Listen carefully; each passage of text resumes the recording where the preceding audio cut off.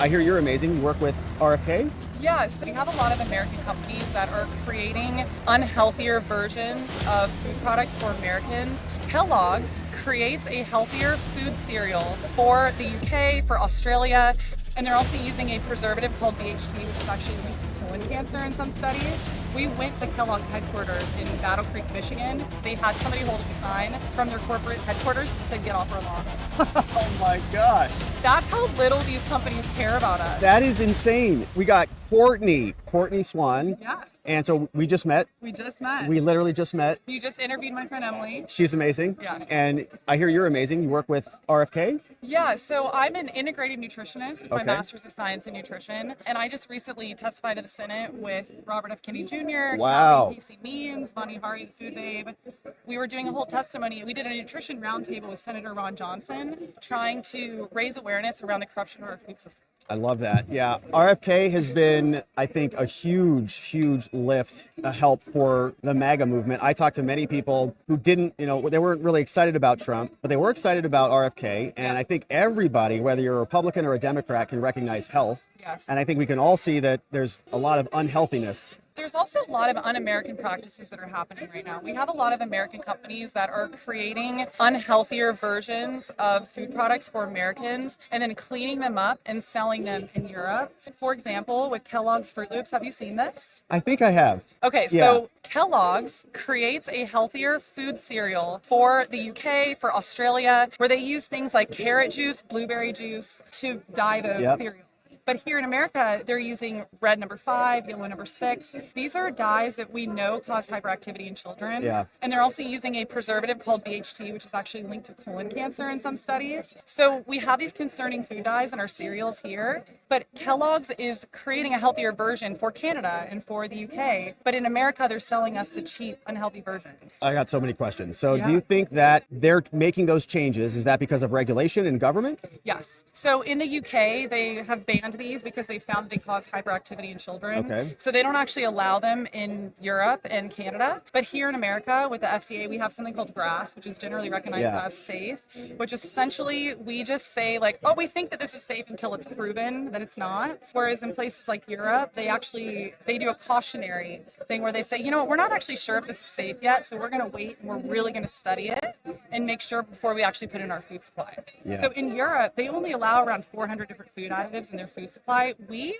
are allowing about 4,000 food additives. Wow. And the FDA actually just had a hearing with Bernie Sanders, and they admitted that they do not have the manpower to regulate all of these ingredients that are ending up in our food supply. So that's really what's happening. It's That a is lack of scary. regulation.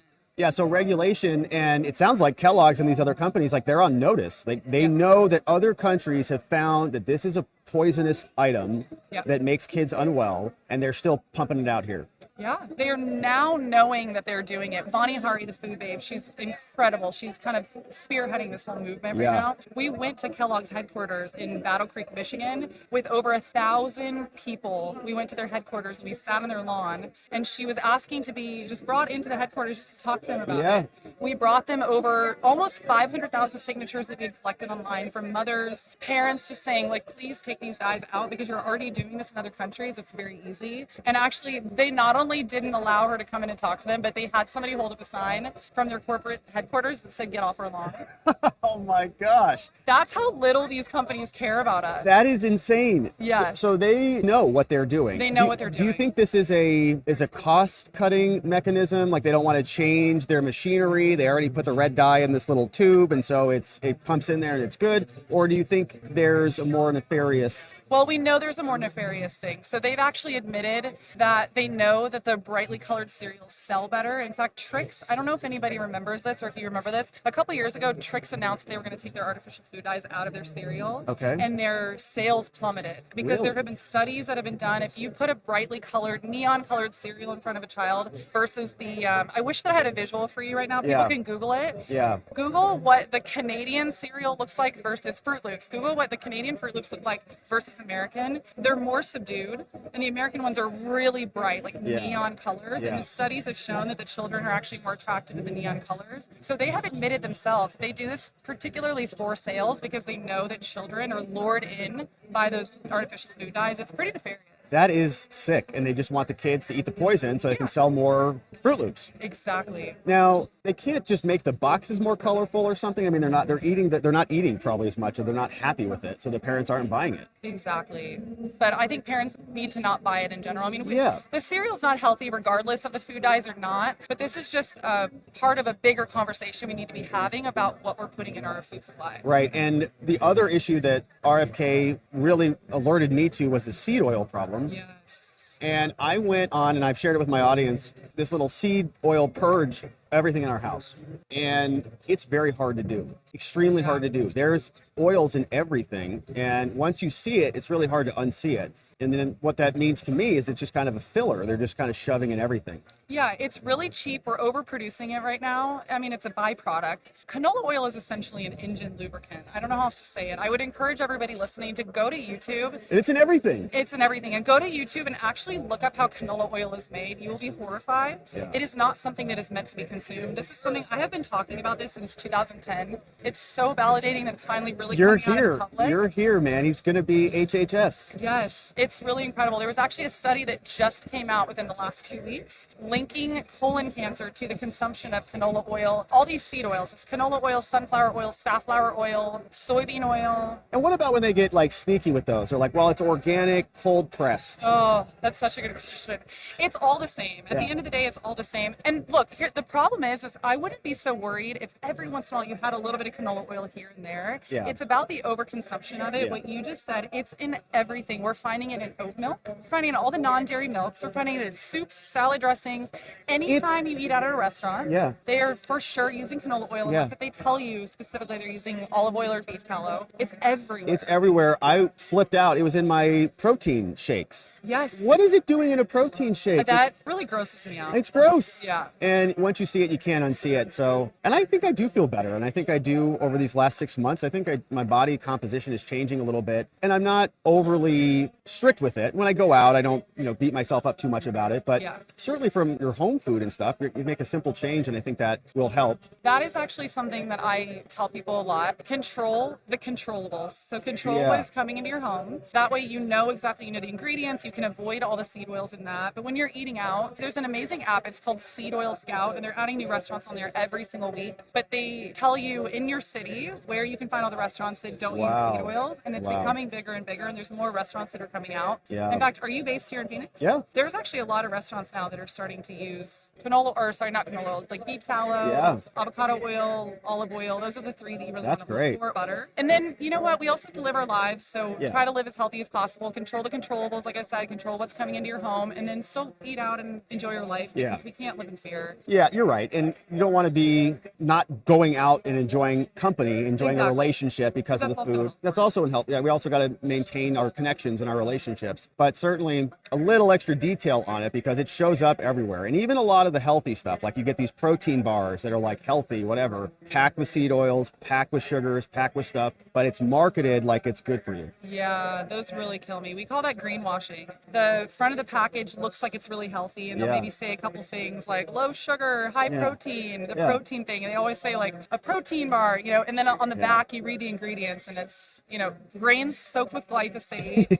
It's like 30 grams of sugar. There's it is. 2 different kinds of oils in there. This is why my biggest thing is always read the ingredient label. You can't just look at the front of the package and take it for what it says on the front. You have to read what the ingredients are. Yeah. Well, I love it. And so you're working with, you said Callie Means and RFK Jr., and you're part of this transition group? Well, I've interviewed for the transition group, so TBD what my role is or what I'm actually going to do. But I'm involved in this whole MAHA group. So I have my own podcast called Realfoodology. Realfoodology. Yeah. And where are you on? I am on YouTube, but we don't post all my videos there because a lot of them get censored because I talk about a lot of stuff that YouTube doesn't want you to talk about. We know how that is. General health stuff too. Which hopefully that will change in the new year. I'm also on X. I'm on Instagram. All of it is Realfoodology, the science of real food. I love it. Yeah, and I educate people on on everything we just talked about and how to navigate this crop food system and what to do. Yeah, and RFK Jr. and his role at Health and Human Services, anything that you're,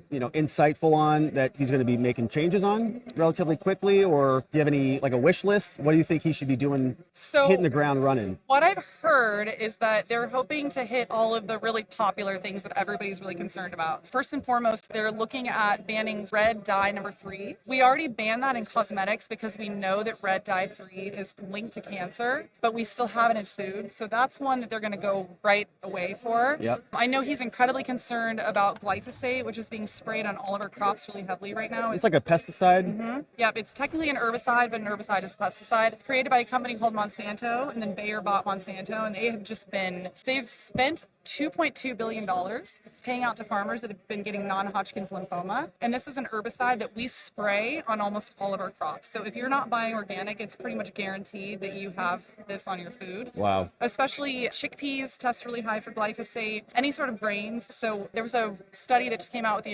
Environmental Working Group a couple years ago. They tested really popular grain products like Cheerios, Cheez-Its, all of those things. 80 to 90% of them had really high levels of glyphosate on them. Wow. We're spraying it on all of the grains. It's really a mess. So Yeah. I know that's something else that he's really passionate about and that he wants to address. And I know too, he wants to get to the root cause of this chronic childhood disease that's happening right now. I mean, he gave a talk at a group I'm a part of, and he tied it back to 1989, something like that. Schedule. And he went back and he didn't give us a lot of clear definition on what it was exactly, but it could have been, I forget what year it was, 1980s. He says a lot of stuff started to change in the 1980s. Yeah. And there could be a bunch of different reasons, and he's even considering Wi-Fi and stuff like that. But he says they have the data, like they know, the entities know what's happening, and they made the changes and they're not releasing it. So I think even with a little bit of transparency, we'll be able to make some real moves. Well, and he just wants to get the corruption out, right? Because we need to get access to the real data. This is the biggest issue, is that we have these large food corporations that are paying for the data. They're also paying lobbyists in Washington. Yes. They're getting certain policies passed in their favor. I mean, the Farm Bill right now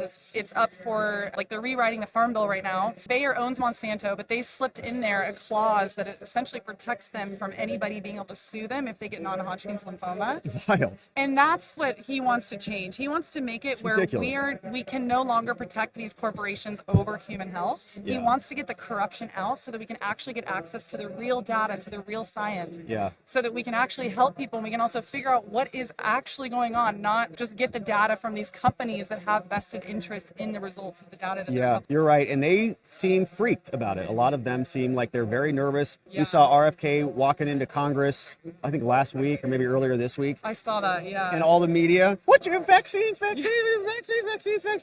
like, relax. We're like, relax, man. He's walking in here. He's also not going to ban them, by the way. That's not what he wants to do. He just wants to get access to real data. Yeah. He wants to get the real science. Yeah. So we know what's going on. We know what and if things are harming people so that we can act accordingly and we can protect the American people. Because right now, we're protecting the corporations over American people. We have a for-profit system that cares more about profit than the actual health of American people. And we just want to get it back to where we're more concerned about the health of American people than corporations' profits. Right. And do you think a part of that is that pharmaceutical advertising conglomerate that keeps the media from talking about these issues? Because watch CNN, brought to you by Pfizer, brought to you by Pfizer, brought to you by Pfizer, brought to you by Pfizer constantly. And then you get Caitlin Collins, right, who's an anchor over there, who makes like these little quips like vaccines are safe. Okay, we give everybody them all the time. Kids are fine. You say, well, then how do you explain all of these changes over the last 40, 50 years? And they can't, but they won't allow you to investigate or to even ask the questions. I mean, even if somebody just asks that simple question or just brings up what you just said, you automatically get gaslit and you get called an anti-vaxxer. Yeah. But we need to be able to ask these questions. They're the only companies, Big Pharma is the only company in the entire world that is not held liable if their product actually harms somebody. Right. That is unacceptable. It's if insane. They're so safe, then why do they have to have that protection? Exactly. And I'm not even saying, all I'm saying is that I just want to be able to study that and get the facts and the truth. Exactly right. That's it. Right. And I don't know why there's even any opposition about this. I think that like they have kids. Yeah. Don't they want them to be healthy? Don't they want not to be poisoned by the food? Exactly. Let's talk about these things. But they get that pharma money and they get those ads on their commercial, and Rachel Maddow gets $20 million a year for a show a night or whatever it is, and exactly they're getting funding from these pharma companies. They spend a lot of their money on the media because they want to be able to control the narrative.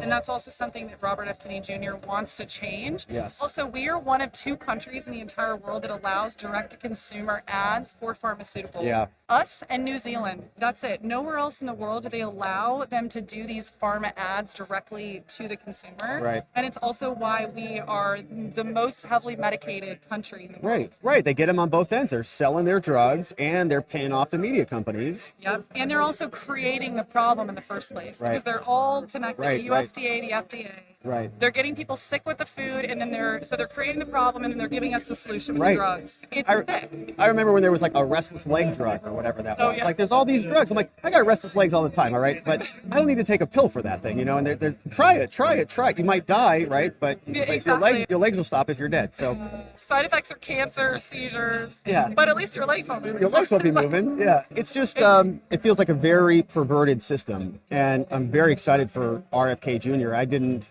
see that one coming. A lot of people were very relieved. I think a lot of people were relieved. People are very ready. I think RFK aligning with Trump was a lot of what got Trump elected. Yeah, I think it was because people are sick, and they're sick and tired of Yeah. being gaslit by these companies. We're sick and tired of having lower quality food. Totally. I mean, this is And America. lower health expectations, right? When you Yes. compare our life expectancy rates around the world, Our life expectancy is dropping right now. it's crazy. Yeah, and a lot of people don't even know that. I know. It's a sad state of affairs. I'm really glad that you're working in this space. Thank you. I appreciate that. And Yeah. so where can people support your work, connect with you? Shout out your name and your podcast again.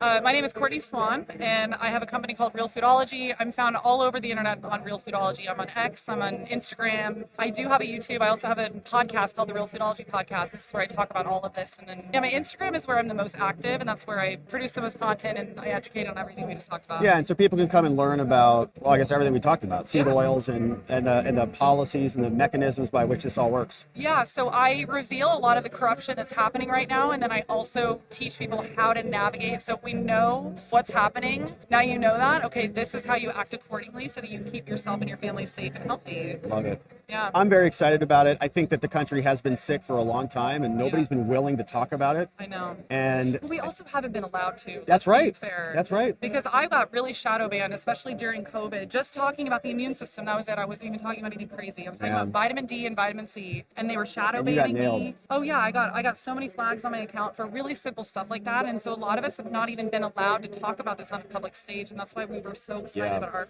Yeah.